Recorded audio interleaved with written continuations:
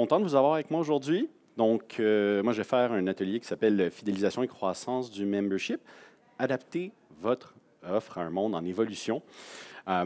Donc, quelques petites choses pour commencer. Qui suis-je? Je pense que je connais beaucoup des visages ici. Pour ceux qui ne me connaissent pas, Marc-Antoine, responsable des services professionnels. Je m'occupe principalement de travailler avec nos utilisateurs pour préparer des projets d'implémentation de la plateforme. Donc, quand on m'a demandé de faire une conférence, je me suis dit, on va parler du membership. Moi, c'est quelque chose que j'aime beaucoup travailler avec nos utilisateurs. Puis, le but un petit peu de ma conférence aujourd'hui, c'est pas de vous donner malheureusement des recettes magiques. Tantôt, j'ai une de mes connaissances qui est venue et dit, c'est quoi que... Non, je n'ai pas comme un truc magique dans ma poche absolu qui marche pour tout le monde. Chaque organisation est un petit peu unique. Mais le but de ma présentation aujourd'hui, c'est principalement de réfléchir ensemble, de se donner peut-être un cadre de réflexion pour ces idées-là. Puis, de regarder des exemples que je trouve inspirants de ce que les membres de la communauté YAPLA peuvent offrir. On a des organisations inspirantes chez nous qui ont plein de belles idées. Puis, je vais vous en partager quelques-unes au fil de la présentation aujourd'hui pour illustrer un petit peu les concepts desquels je vais parler. Donc, la question qui tue, pourquoi devenir membre? Je pense que la première chose qui est importante de se demander, c'est de se mettre dans la position de quelqu'un qui a ce choix-là à faire. Pourquoi est-ce que je donnerais mon temps, mon argent à votre organisation plutôt qu'un autre? Moi, je ne sais pas vous, toujours l'impression de manquer de temps. Très, très, très, très dur de trouver l'occasion de s'engager. Donc, c'est important de répondre à cette question. Qu'est-ce qui fait de nous un acteur incontournable pour notre secteur d'intérêt ou pour notre secteur professionnel? Il faut donner à ça une réponse qui va être celle qu'on peut communiquer facilement à travers nos différents canaux de communication, qui va vraiment inviter les gens à venir participer à l'association. Puis, comme petit outil un petit peu aujourd'hui pour regarder tout ça ensemble, je me suis dit, OK, si on prend le cas d'une association professionnelle, c'est quoi que les gens soulèvent habituellement comme étant des besoins communs qui les poussent à rejoindre une association? Donc, on va retrouver des classiques qui sont assez connus. Les gens vont vouloir participer à des événements propres à leur secteur, des événements professionnels, du réseautage, rencontrer des gens, participer à des activités de développement professionnel, de la formation, du mentorat, trouver des occasions d'exercice qu'ils savent faire, donc trouver des emplois, des opportunités de participation. Aussi, ils vont chercher des organismes qui peuvent les représenter, défendre leurs intérêts, offrir des ressources et plusieurs autres choses. Puis surtout, souvent, ça va leur donner de la crédibilité auprès de leurs pairs, auprès de leur communauté, de faire partie de ces organisations-là. Donc, ça, c'est l'exemple un petit peu d'une association professionnelle. Quand on demande aux gens spontanément pourquoi vous pensez que c'est important, pourquoi vous les rejoignez, c'est des éléments qui vont fréquemment mentionner. Mais ce qu'on nous reproche souvent chez YAPLA, surtout quand on va travailler avec notre équipe produit, c'est d'être trop rapidement en mode solution, de ne pas se poser suffisamment la question de peut-être pourquoi on veut faire quelque chose, comment on veut le faire. Donc, l'axe de ma présentation aujourd'hui, essentiellement, ça va être de parler de la motivation. Qu'est-ce qui motive quelqu'un à faire ce choix-là, de dire oui, moi, je vais rejoindre votre association ou je vais rester membre encore une fois cette année, ça vaut la peine. Donc, la motivation, moi, c'est un sujet qui m'intéresse beaucoup parce que j'ai un background en psychologie, pour ceux qui ne le savent pas, puis un background aussi en philosophie. Fait que j'aime organiser les idées puis comprendre comment les gens pensent. Donc, je me suis dit, c'est comme ça que je vais faire ma présentation aujourd'hui. La motivation, ça se construit principalement sur 3 besoins psychologiques fondamentaux. Probablement que tout le monde connaît la pyramide de Maslow, les besoins se vêtir, se nourrir et toutes ces choses importantes. Mais il y a des besoins psychologiques fondamentaux qu'on voit qui sont vraiment universels, qu'on va retrouver dans toutes les cultures. Le besoin d'appartenance. Tout le monde peut le ressentir, mais c'est le besoin de se sentir connecté, sentir qu'on fait partie d'une communauté, sentir qu'on entre en relation avec les gens, qu'on est accepté pour la personne qu'on est. Donc, besoin d'appartenance, premier besoin psychologique fondamental. Le second, le besoin de compétence. Ça, je pense que les gens qui sont ici aujourd'hui avec leur cahier de notes, c'est quelque chose que vous comprenez. Vous cherchez à vous améliorer dans ce que vous faites. Vous cherchez à être des personnes capables, compétentes, qui allaient résoudre des défis, des problèmes à la hauteur de leurs compétences. Donc, le besoin de compétence, c'est vraiment quelque chose qu'on peut sentir aussi chez les gens. Qu'est-ce qui est le plus plate que de faire une tâche répétitive qui n'a aucune valeur ajoutée, qui demande zéro de son intellect? Pour de vrai, ça n'intéresse personne. Tout le monde va chercher à affronter des défis qui correspondent à ses capacités, améliorer ses capacités, puis affronter des défis plus complexes par la suite. Besoin d'autonomie. Ça peut avoir l'air drôle de parler de comment combler le besoin d'autonomie. C'est quelque chose qui est très personnel, mais le besoin d'autonomie, ça représente essentiellement le fait de se sentir en contrôle de ses choix, sentir que les actions qu'on prend sont en lien avec nos valeurs profondes, puis sentir qu'on n'est pas obligé de faire des choses, qu'on les fait parce qu'on le veut. Puis il y a des moyens de supporter le besoin d'autonomie, même en n'étant pas la personne qui est autonome elle-même. Donc, je vais axer essentiellement les différents aspects de qu'est-ce qu'on peut offrir à nos membres autour de ces besoins-là pour qu'on voit un petit peu concrètement à quoi ça ressemble de combler les besoins psychologiques fondamentaux d'un membre. Donc, besoin d'appartenance.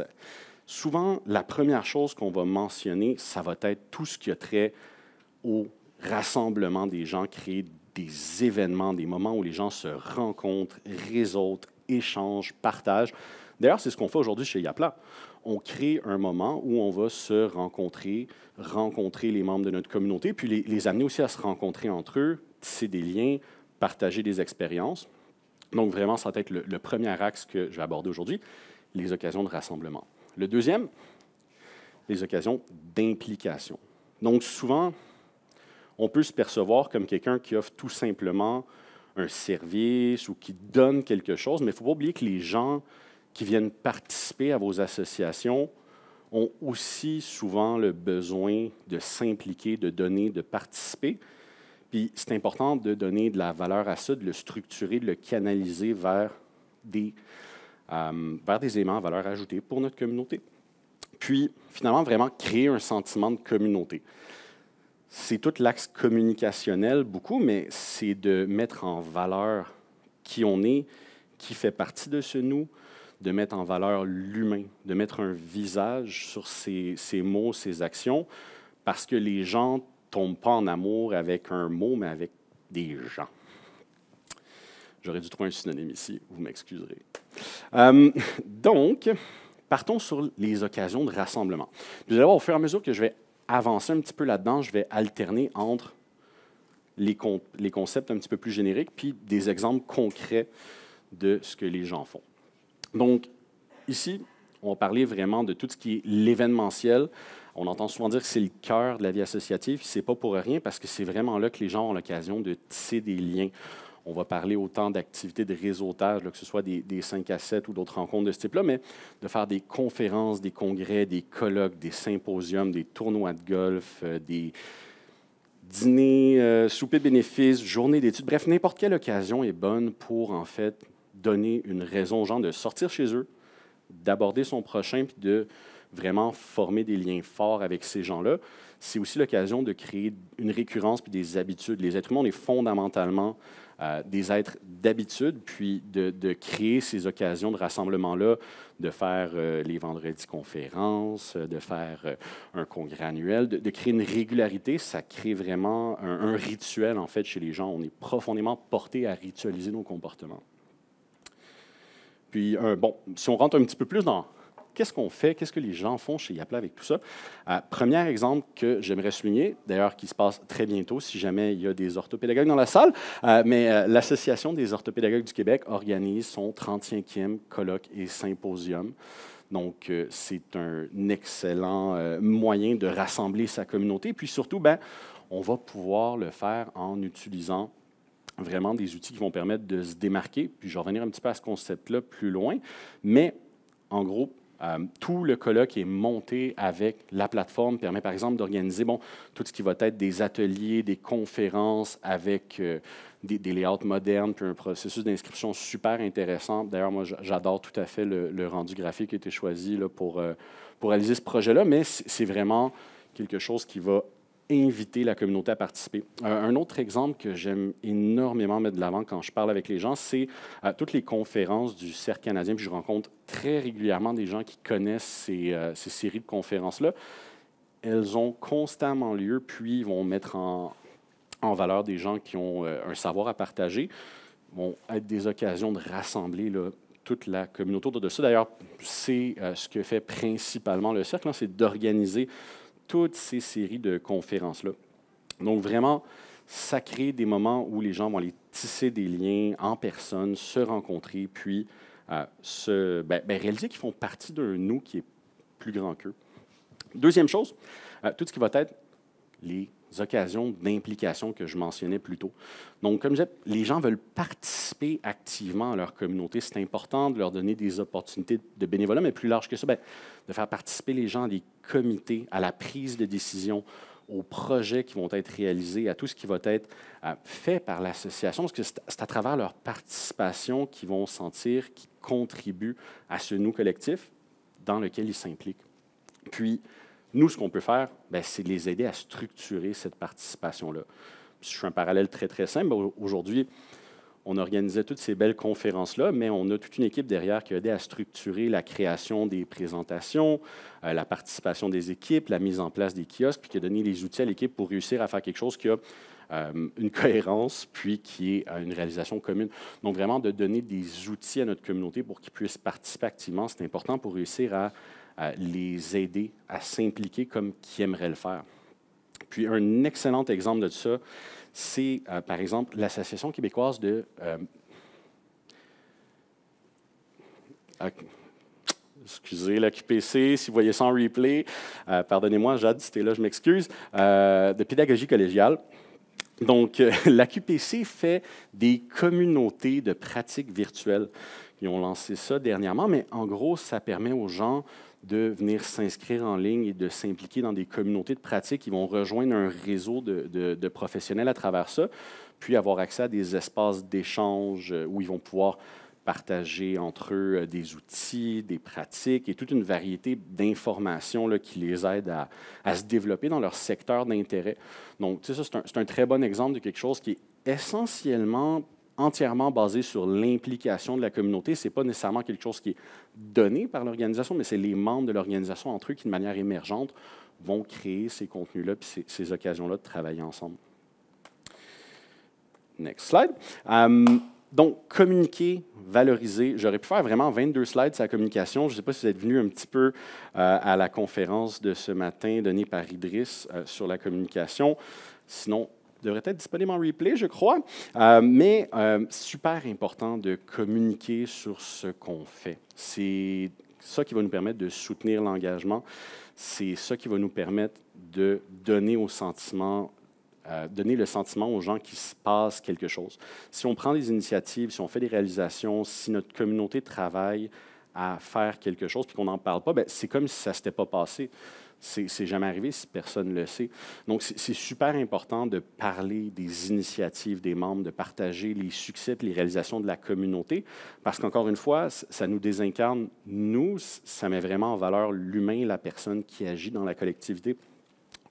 Puis, à travers ça, c'est bien le fun, partager tous les succès des membres, mais c'est important aussi de communiquer vos accès, vos succès, vos contributions, parce que c'est là qu'on va pouvoir distinguer aussi qu'est-ce que fait l'association en tant qu'entité versus les membres de l'association en tant que collectif. Mais vraiment, on ne peut jamais trop parler de ce qu'on fait de bien quand on le communique à notre communauté. Puis surtout, à travers tout ça, je l'ai dit un petit peu en introduction, mais vouloir vraiment mettre en valeur l'humain. C'est important d'être fier, de s'impliquer, puis c'est important de sentir qu'on participe à quelque chose. C'est important qu'on fasse réaliser à la personne que l'association, c'est avant tout un groupe d'individus qui s'impliquent ensemble. Puis, un excellent exemple que j'adore de ça, c'est la boussole. Donc, la boussole qui vient en aide aux proches des personnes victimes de problèmes de santé mentale. Bien, il invite les gens à devenir bénévoles chez eux. Ils ont tout un beau système de bénévolat dont je crois qu'Amal a parlé ce matin. Mais ce qui est super intéressant, c'est que toutes leurs actions, ils vont les relier justement à des gens qui s'impliquent, qui font du bénévolat. Ils vont parler de c'est qui ces gens-là, qu'est-ce qu'ils font, puis ça donne honnêtement le goût. Ils ont beaucoup de succès avec leur programme de bénévolat. Puis, bref, je pense que ça montre vraiment la valeur d'humaniser qui est derrière ce bénévolat-là. Maintenant, au niveau des communications, je vais rentrer un petit peu plus terre à terre dans Yapla. Il y a énormément d'utilisateurs de la plateforme aujourd'hui, puis trop souvent, je rencontre des gens qui n'exploitent pas le système de groupe, petit PSC pour tout le monde et pour les gens qui nous découvrent peut-être à distance. Donc, le système de groupe, c'est vraiment quelque chose de crucial à utiliser pour bien communiquer à travers la plateforme. Ça va nous permettre de créer des cibles sur ce que font les gens dans notre communauté. Donc, par exemple, ici, si on cible Marc-Antoine, mais on va pouvoir le cibler sur sa participation à des conférences, on va pouvoir le cibler en tant que membre du comité de l'environnement, On va pouvoir utiliser les groupes, faire aussi des cibles multiples complexes, dire je veux écrire à tous mes participants de ma conférence 2023 qui ne sont pas encore inscrits à ma conférence 2024 à 3 jours de l'événement. On va pouvoir inviter tous nos membres qui n'ont jamais fait de don à participer à notre campagne, ou ainsi de suite. Donc vraiment, le système de groupe, on pourra s'en reparler en dehors de la présentation d'aujourd'hui, mais je vais faire une petite parenthèse là-dessus. C'est au cœur de ce qu'on peut offrir comme ciblage dans la plateforme de manière entièrement automatisée. C'est vraiment quelque chose qui mérite d'être connu si vous n'avez jamais parlé avec quelqu'un chez nous. Deuxième volet des besoins fondamentaux, le besoin de compétences. Donc, besoin de compétences, essentiellement, il y a une myriade de manières d'y répondre. Ça ne concerne pas seulement non plus les associations professionnelles, mais il faut réaliser qu'à peu près tous les groupes d'intérêt sont reliés à des compétences qu'on développe et qu'on partage avec d'autres gens. Donc, vraiment, même si j'en parle ici en termes un petit peu professionnels, j'ai d'autres exemples par après parce que ça s'applique à tout le monde. On veut tous être compétents dans des choses. J'aime ça être bon à jouer aux cartes. Ça n'a aucun lien avec une profession. Puis, je vais me renseigner pour devenir meilleur là-dedans, c'est quelque chose qui m'intéresse. Donc, vraiment, les gens cherchent à devenir meilleurs dans une variété de choses, puis on va pouvoir répondre à ça principalement à travers tout ce qu'on va offrir en formation, en perfectionnement, de manière très directe. Les gens vont chercher à développer des compétences spécifiques, mais on va aussi pouvoir y répondre de manière indirecte en favorisant le mentorat, en favorisant les communautés de pairs aidants, quand on parle par exemple de santé mentale ou de différents enjeux sociaux comme ça, un petit peu plus donc communautaires. Donc vraiment de pouvoir rencontrer, échanger avec des personnes qui partagent des défis communs, qui ont des expériences communes avec vous. Puis, j'aurais pu le mettre évidemment dans la section aussi sur le besoin d'appartenance parce que, encore une fois, ça va tisser des liens forts de partager cette relation-là avec des mentors ou des pairs. Les ressources, l'information, les outils, on va pouvoir mettre vraiment une variété d'éléments à la disposition de notre communauté qui vient chez nous parce qu'on a une spécialité. Ça peut être un défi réel dans beaucoup de sujets de trouver de l'information qui dépasse les généralités, surtout dans l'architecture d'information moderne où il y a infini de contenu qui est produit par jour. Donc, de pouvoir être un point où les gens vont vraiment trouver de l'information spécifique sur le sujet qui les intéresse, c'est un rôle qu'on peut occuper fièrement. Donc, si on rentre un petit peu dans la formation, le perfectionnement, vraiment, ça va prendre autant la forme d'activités de formation très, très standard, mais des ateliers de perfectionnement, des webinaires, des balados. Maintenant, on a des podcasts, on a une variété de contenus qui peut être produit de manière moderne, qui va servir de matériel didactique, mais c'est vraiment un rôle essentiel que peuvent jouer les associations en rassemblant ces éléments-là puis en les offrant à leur communauté avec un certain saut d'approbation que représente ce regroupement-là. Ici, je prends l'exemple de l'APFF. Je suis toujours un fan de leur page formation en ligne. Ils offrent une variété de cours et de formation, d'activités de réseautage, formation en ligne, formation en personne. Mais vraiment, c'est quelque chose qui a une valeur énorme pour leur communauté, de pouvoir se professionnaliser à travers cette offre de formation-là. Puis, ils ont la chance, à travers nous, d'avoir tous les outils qu'on peut avoir besoin pour gérer ces processus de découverte des formations, d'inscription aux formations comme telles. Puis aussi, pour ceux qui pourraient être intéressés, on travaille aussi avec des LMS qui sont reliés à Yapla des fois. Donc, ça nous permet de faire des projets qui sont vraiment bien intégrés dans le parcours d'apprentissage des gens qui vont passer à travers ces formations-là. Mais si on y va avec quelque chose d'un petit peu plus ludique, on peut aussi, par exemple, trouver quelque chose comme le cercle des mycologues de la Naudière, avec qui j'ai eu la chance de travailler par le passé, qui offre une variété de formations sur les intérêts mycologiques de leur communauté. Donc, on n'est pas non plus, comme je dis, dans un cadre qui est nécessairement spécifiquement une pratique professionnelle, mais qui relève de combler le besoin de compétences qu'on a dans un champ d'intérêt qu'on partage avec une communauté. Mentorat pair aidant, c'est quelque chose qui est quand de plus en plus à la mode, je dirais, quand j'ai des discussions avec les membres de notre communauté. Je crois que c'est un vecteur dans lequel on peut jouer un rôle important, puis qui a beaucoup de valeur pour le tissu de notre association, de faciliter la mise en relation entre des gens qui recherchent un mentor, un père aidant, quelqu'un qui peut les guider dans leur parcours, qui peut agir comme quelqu'un qui a des défis en commun, qui peut les soutenir, échanger sur leurs expériences, puis créer des moments d'apprentissage. Donc, c'est vraiment une valeur ajoutée importante pour les gens qui ont un parcours d'apprentissage. Puis surtout, mais ça renforce ce tissu social-là parce qu'on participe de la même communauté, puis on apprend avec quelqu'un qui est avec nous. Donc, je pense que c'est vraiment une pierre deux coups, puis on peut vraiment venir s'insérer là-dedans pour favoriser la découverte de mentors. Moi, je me rappelle, quand j'essayais d'appliquer à l'université pour aller à maîtrise, tu essaies de trouver un prof qui est intéressé par ton champ de recherche. Tu passes 22 ans à chercher 15 universités pour trouver la personne qui s'intéresse à ton sujet. Je ne sais pas si c'est une douleur que d'autres ont vécue, mais pour de vrai, c'était tellement difficile comme processus. Puis je pense qu'on a la technologie aujourd'hui pour pouvoir vraiment faciliter ce rapprochement-là, trouver les gens qui partagent nos intérêts, entrer en relation avec eux beaucoup plus facilement que par le passé, puis s'engager dans une relation de mentor-mentoré.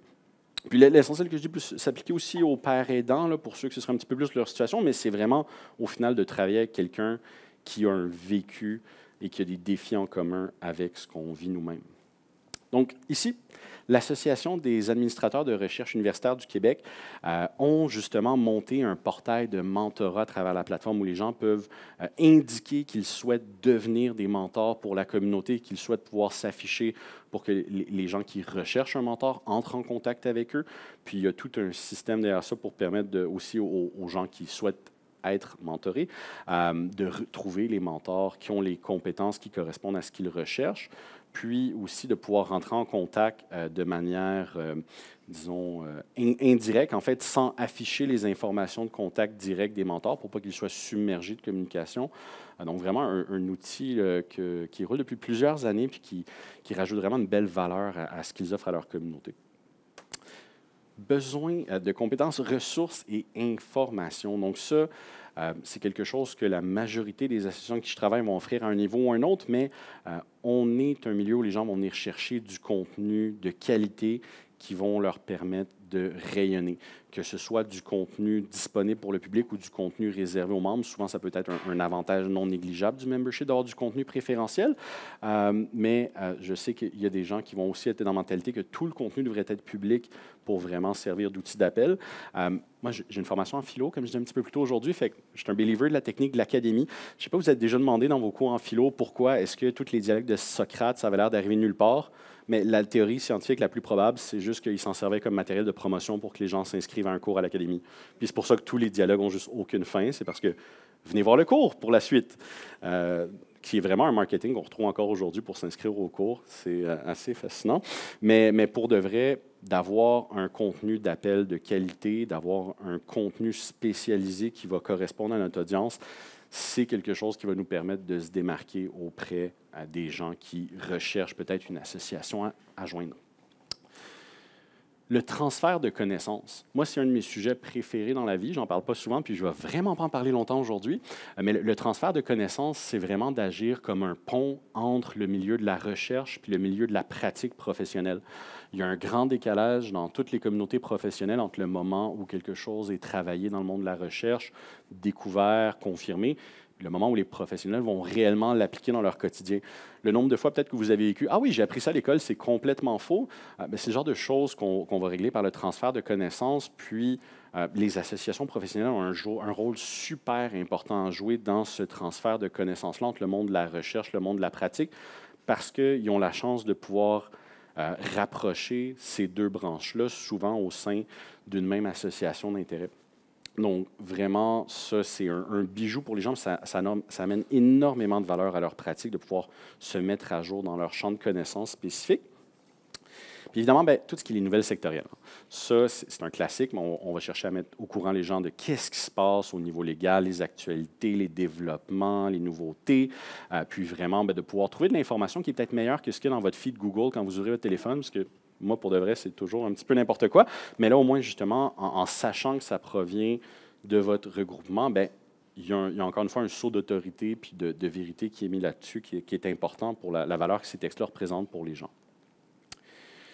Donc, exemple ici que je trouve absolument fascinant, qui est un peu connexe, le magazine Québec Oiseau, je recommande fortement, magnifique magazine, mais donc Québec Oiseau agit auprès de la communauté de l'ornithologie du Québec vraiment comme un cœur de cette communauté-là, vont avoir énormément d'initiatives que je crois que ça mérite d'aller faire un tour sur leur site si ça vous intéresse, mais notamment ici, le magazine Québec Oiseau. Donc, tout leur abonnement vient avec un abonnement au magazine. C'est une valeur importante qui est donnée à tous les membres de la communauté. Puis, c'est vraiment du contenu de qualité qui est produit et partagé là-dedans. Petite parenthèse, ça se fait automatiquement à travers YAPLA, la relation entre l'abonnement des membres, la consultation du magazine par la suite. Donc, ça permet de faire une expérience seamless à travers le SSO qui est utilisé. Donc, vraiment, un gros plus qu'on peut offrir comme contenu spécialisé à notre communauté. Besoin d'autonomie. Donc, besoin d'autonomie, je pense qu'on va pouvoir vraiment y répondre en mettant à la disposition de notre communauté des outils de qualité. C'est souvent quelque chose que les gens vont venir chercher dans leur communauté de professionnels, mais je commence dans ma profession, je cherche des modèles, des proformas, des choses comme ça, mais souvent, on peut être le lieu pour offrir ces outils-là. Ensuite, quelque chose qu'énormément de gens vont rechercher, c'est de pouvoir promouvoir leur service, leur expertise. En tant que jeune professionnel, je veux que les gens sachent que j'existe, puissent trouver mes services et pouvoir en profiter. Donner l'occasion à votre communauté de découvrir des opportunités. Là, je vais revenir, il y a beaucoup de volets à ça, donc je la garde pour la slide comme telle. Mais en gros, tous ces éléments-là ont pour but d'équiper les membres pour qu'ils puissent agir dans leur secteur de compétences. Ce n'est pas des choses qui vont les forcer à être d'une manière ou d'une autre, mais c'est des choses qui vont leur permettre d'être plus autonomes dans leur comportement, dans leur pratique, dans leur choix. Donc, les outils de qualité.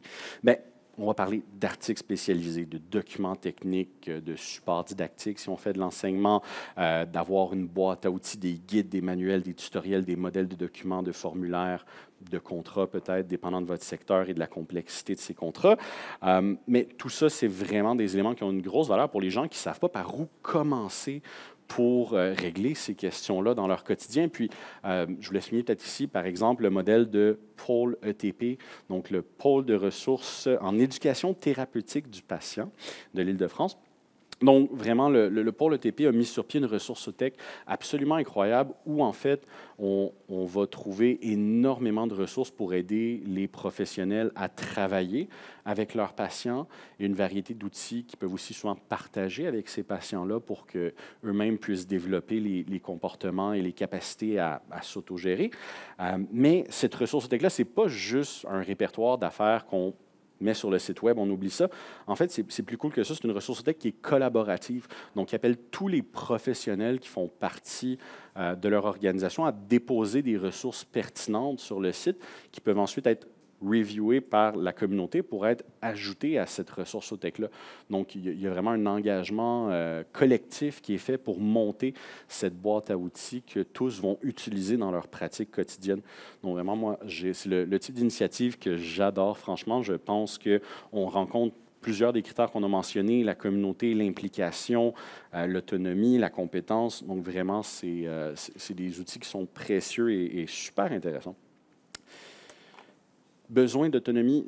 Ensuite, promouvoir ses services, promouvoir son expertise. Qu'on parle d'un bottin des membres internes, par exemple, on va pouvoir s'afficher, mettre à la disposition de tout le monde la connaissance de qu'est-ce qu'on est spécialisé. Par exemple, on parlait du mentorat tantôt. Souvent, à travers des bottins de membres internes, c'est une belle occasion de rencontrer, sans nécessairement être dans une relation de mentor, d'autres gens qui ont des expertises communes ou des expertises qu'on recherche au sein de la communauté. Donc, de donner les bons critères à ces répertoires pour que les gens trouvent les gens qui ont les expertises intéressantes, ça va être quelque chose à considérer dans le processus de création.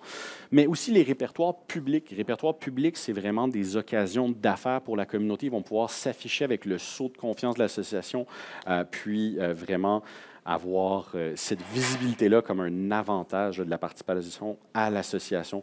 Donc, on me dit d'aller un petit peu plus vite, mais passons rapidement quelques exemples, vraiment des annuaires géolocalisés où on peut accéder à des cliniques, prendre des rendez-vous, afficher nos différents services et compétences. Donc, vraiment, c'est un outil majeur là, pour la communauté, puis c'est un gros plus-value pour les membres, honnêtement, de pouvoir avoir cette visibilité-là.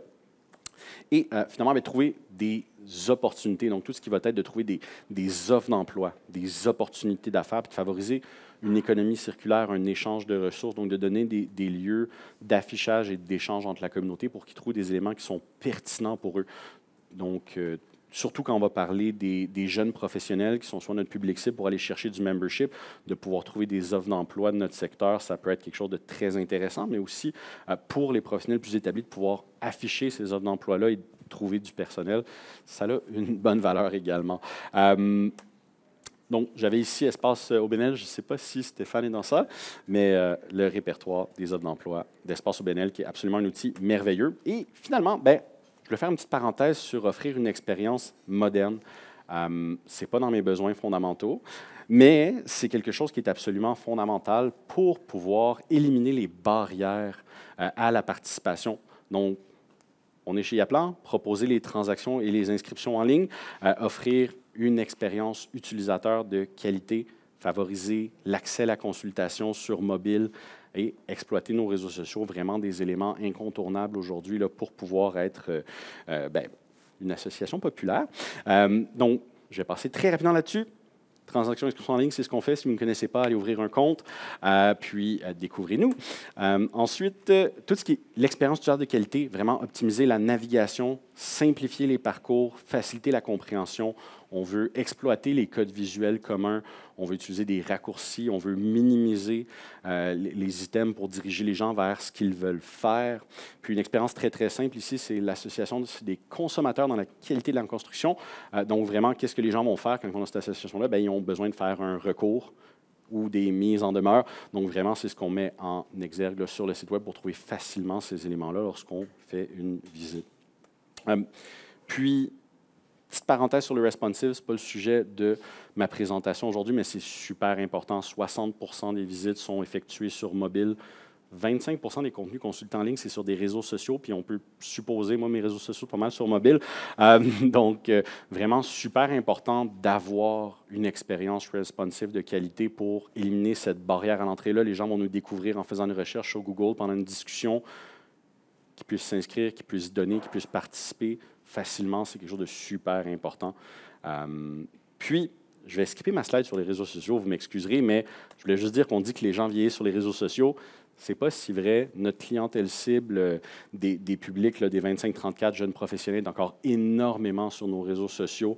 Donc, ça reste super important dans notre stratégie de com. Mais voilà, j'ai coupé un petit peu court, on pourra en reparler un autre jour. Donc, en conclusion, pourquoi devenir membre? Il faut cibler les vecteurs de la motivation. Il faut favoriser l'appartenance à une communauté. Il faut favoriser le développement des compétences de l'individu. Il faut favoriser l'autonomie de l'individu. Puis, pour favoriser ces éléments-là sans donner le goût aux gens, pour donner le goût aux gens de rester, il faut éliminer les barrières. Il faut donner une expérience simple et efficace qui est adaptée à la consultation sur mobile, puis transactionnelle en ligne, s'il vous plaît, pour que les gens aient le goût de participer. Donc, merci à tous d'avoir été là aujourd'hui. Puis, au plaisir de se reparler en dehors.